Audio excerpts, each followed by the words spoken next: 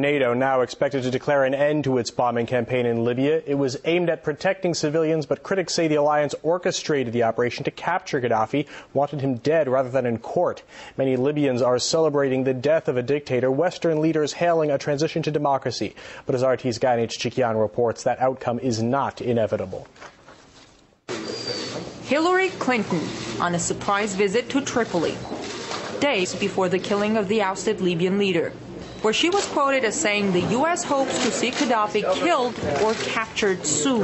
The captured scenario might have put Gaddafi in the toppled Egyptian leader's shoes, or those of Iraq's Saddam Hussein. But a trial over Colonel Gaddafi would have no doubt stirred even more controversy.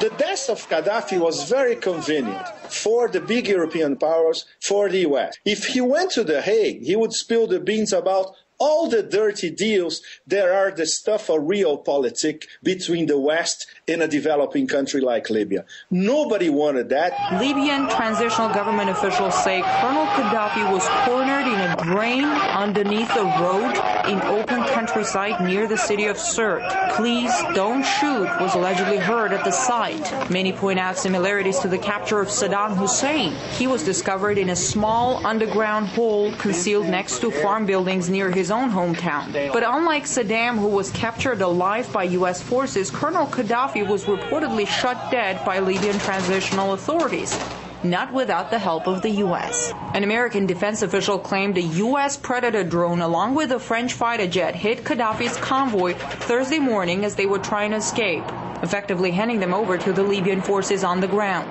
There are still unanswered questions about what happened to Colonel Gaddafi. How was he killed? How did he die?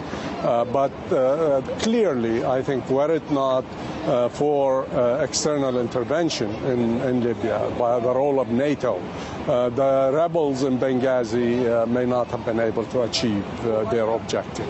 NATO's UN mandate was to protect Libyan civilians, but it quickly became to get rid of Gaddafi and prop up a government which is now in power, only thanks to the support of the allied forces. And I think we'll see not a new democracy in Libya, but a new reorganization of the Libyan political and economic institutions to the benefit of those who brought the National Transition Council to power.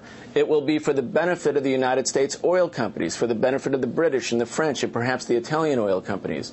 They're the big winners here. In the meantime, Western leaders are celebrating Libya's transition to democracy.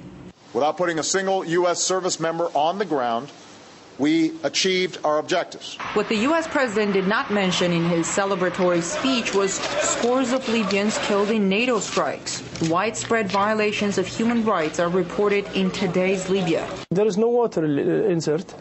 There is no medication, even oxygen in the hospital they don't have. The situation in Sirte, because I've seen it, I can assure to you, if you send journalists to the city now, it's a disaster. It is a catastrophe. Libya is now brimming with weapons. Experts say extremists have most likely gotten their hands on the vast armories left untended.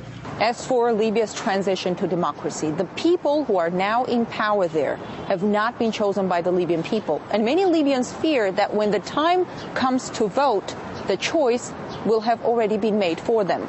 I'm Ganesh Chikian reporting from Washington. RT.